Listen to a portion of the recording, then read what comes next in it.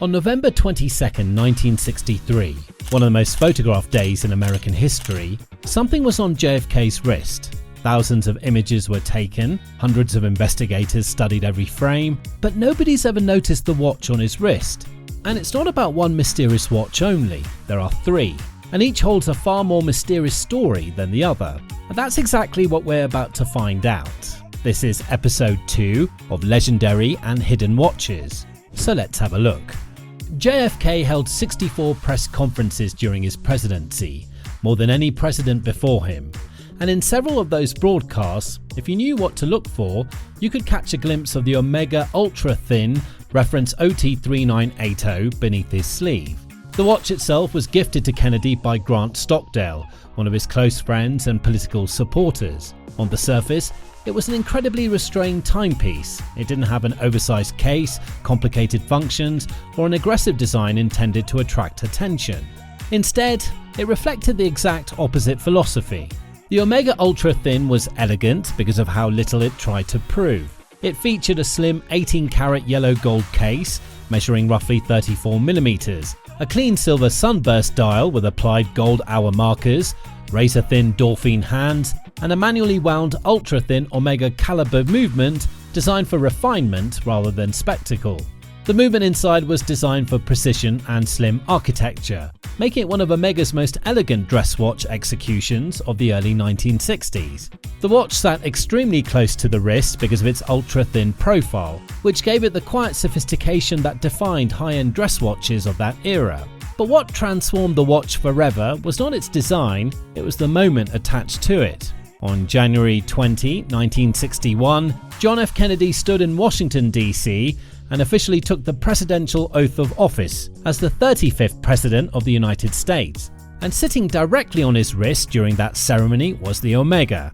That single moment permanently changed the identity of the watch because it stopped being just another luxury dress watch and became connected to one of the defining political transitions of the 20th century.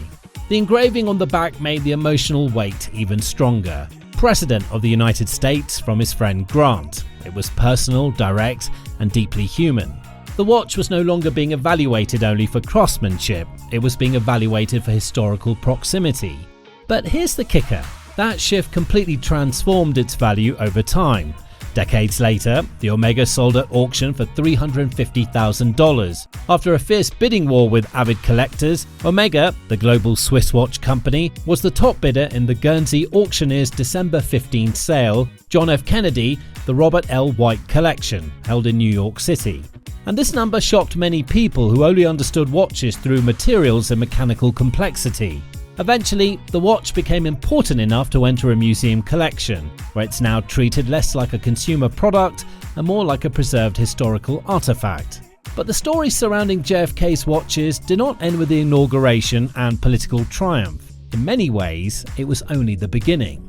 If the Omega represented JFK's public identity as president, the Cartier Tank represented something far more private.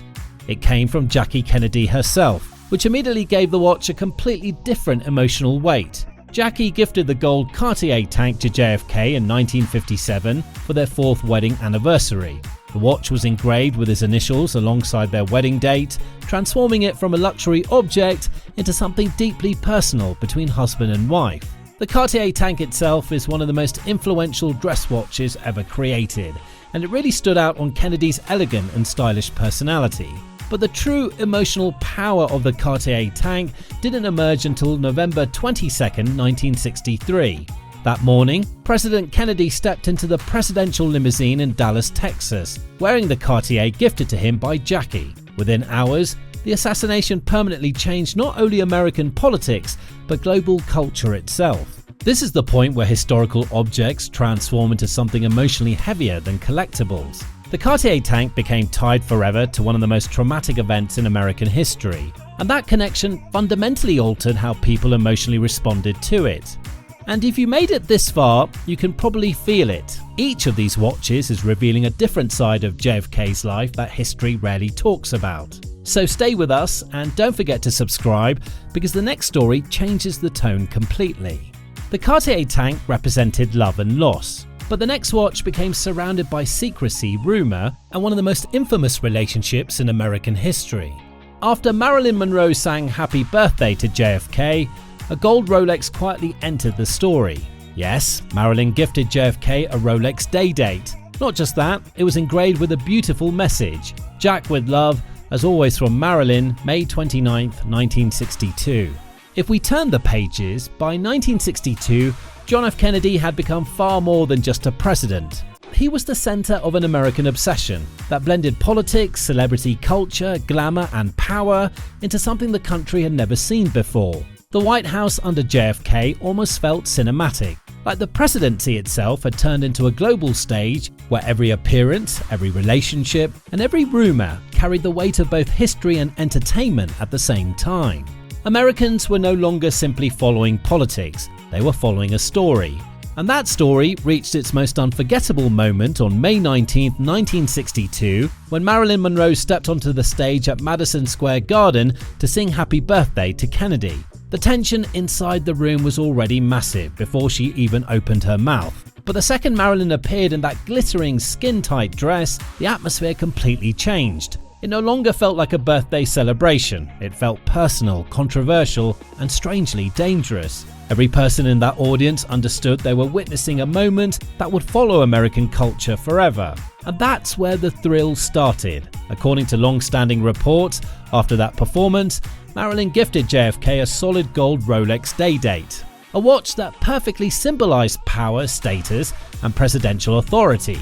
The Day-Date was Rolex's ultimate statement piece at the time: an 18-karat yellow gold case, a fluted bezel, a champagne dial, a full-day display at 12 o'clock, a magnified date window at 3 o'clock, and the iconic president bracelet wrapped around it like a symbol of command. Inside was Rolex's chronometer certified self-winding movement, built not just for precision but for influence. By then, the Day-Date had already become known as the President's Watch, worn by world leaders, businessmen, and powerful figures who shaped history behind closed doors. And that's the part nobody talks about.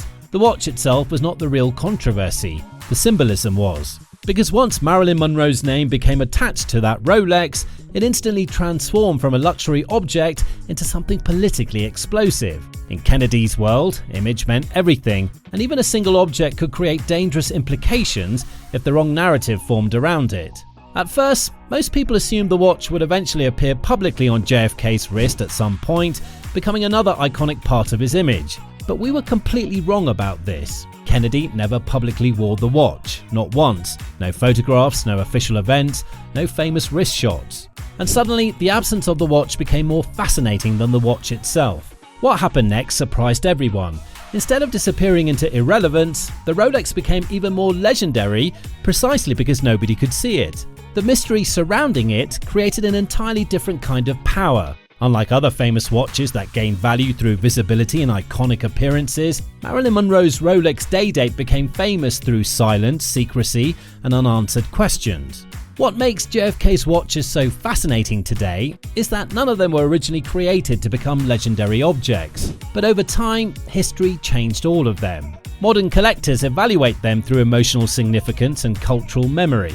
The Omega represents inauguration, the Cartier represents tragedy, the Rolex represents secrecy.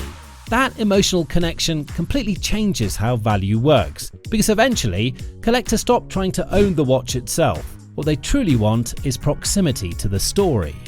And that's the real story behind JFK's watches. What began as 3 ordinary gifts slowly transformed into 3 completely different forms of American history attached permanently to one man's wrist. And that's what makes stories like this so fascinating. The deeper we go into this series, the more unbelievable these stories become. So stay tuned with us for episode 3. See you there.